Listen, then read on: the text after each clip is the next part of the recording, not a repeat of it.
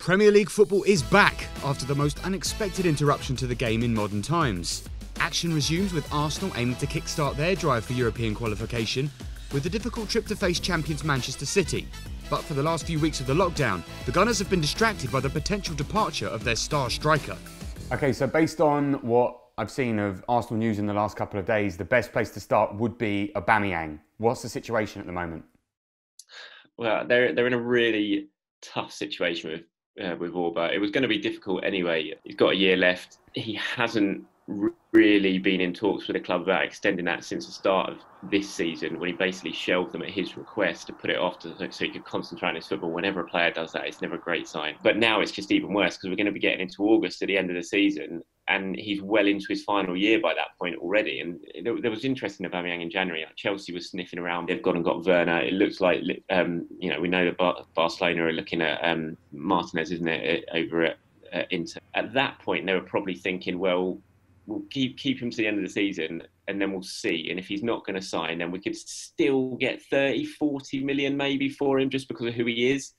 But now you think, no, then no one's going to be, in this financial climate, is going to be spending that amount of money on a 31-year-old who they could pick up in 10 months' time for free. I think PSG is an interesting one because they're losing Cavani. Obviously, I know they've just got a Cardi done, but it would be interesting if PSG suddenly emerge. I could see that happening. Looking at it from his perspective, you mentioned talks have broken down there. What's the relationship like between Aubameyang's camp and the club at the moment? It's good. I mean, they get on well on it, and Auba loves it here. He really gets on with Mikel Arteta. He's been really impressed with Arteta since Arteta's arrived, and that relationship as well might help sway his decision. Basically, his dad kind of does all the deals for Aubameyang. He's his agent, and he's got a good relationship with Arsenal, always has done. So it's just a case that he'll be looking at it thinking, I'm 31, do I really want to stay at Arsenal, where the likelihood is they're not going to have Champions League football next season, they may not even have Europa League football next season, and there's going to be plenty for him to think about as well as Arsenal to think about. So it's still very much up in the air, I would say. Thinking about it from an Arsenal perspective in terms of contingency plans, is the thinking that they're going to bring somebody in? Are they looking at other options around Europe, or are they going to look internally? Because there's an awful lot of great young talent coming through at Arsenal at the moment. Yeah, there's lots. I mean, they got blessed with a lot of good young forwards coming in. Ketty has obviously had a bit of a run out in the first team, was playing before the shutdown. You got Tyrese John Jules behind him, who's really highly rated. You've got Martinelli, obviously, but they're bringing a replacement. You don't get rid of Aubameyang, and you can't take yourself seriously as a football club, I don't think, and a top level football club if you lose Pierre-Emerick Aubameyang and try and replace him with a 18-year-old kid. So they will look to, but I do think if they do, I don't think they'll go out and bring in a similar sort of player with Aubameyang's stature. I think Arsenal are sort of beyond that at the moment. They're looking at players like Jonathan David in Belgium, the Canadian forward, young forward, very talented. Edouard up at Celtic, Moussa Dembele at Lyon. They have done for a long time before he even moved to France. So there are players that they're looking at, and like you say, contingency options. But I think for Arsenal, they would very much like not to have to shop in that market at the moment. Since scoring on his debut against Everton in February 2018, Aubameyang has scored 49 Premier League goals in 75 games, and on the odd occasion when he doesn't play, Arsenal's win percentage drops by 23%. You can kind of understand the situation from his perspective, and do you think that the fans will see it that way? Do you think that the fans are going to be quite understanding about Aubameyang, or maybe just upset that he's leaving? What will his legacy be at the club? I think his legacy, if he goes, I think he'll still be very popular.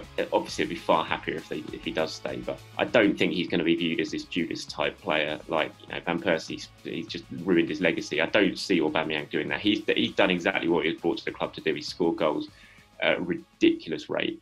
So I don't think anyone's going to hold it against him if he does decide to move on, say if a Barcelona or PSG came knocking at this stage of his career.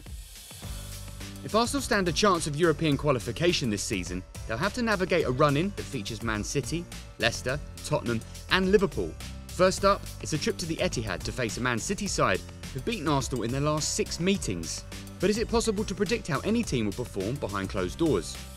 In front of packed stadiums, I think Arsenal's away record, we all know, has not been great for a long time. Now it's going to be empty. I think it's going to be completely different. The kind of home and away balance is almost not going to be there, and that might play into Arsenal's favour, I think, because we've just seen already when you watch Germany, it's just not the same. It's not, the intensity levels aren't quite the same. It's just not, you haven't got the intimidating factor, which we know Arsenal struggled against in the past. So it's difficult. It's horrible to start away at Man City as well. It's like, if you picked any game, you wouldn't want this one. But they've still got a chance.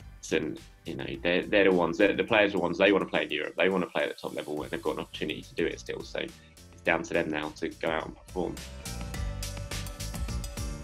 I mean, I know it's going to be the same sort of thing for every club at the moment, but how much of an impact has the lockdown specifically affected Arsenal looking towards the return when the Premier League does come back? Yeah, it's an interesting one looking at the makeup of Arsenal's squad really going into this. Mikel Arteta, when he came in December, since then it's just been game. He's not really had any time to really work with his squad, and other than focusing on matches. And he would have been really looking forward to pre-season this summer for the first time, and getting everyone together and really sort of instilling his methods. And from what I hear, London Colney is a very, very happy place at the moment. The players are really buying into it. They're loving working under Arteta. They've been impressed by him and his coaching staff as well. I think they're going to go into these last 2 months of the season now reinvigorated, refreshed, boosted by the manager, by the coach who they're enjoying working under. And I think they're going to give it a good go. Whether it's enough to see him sneak into a Champions League spot, I doubt. But I would imagine they will get a Europa League spot. I think they will get European football next season. But unfortunately, it'll be the Europa League once again.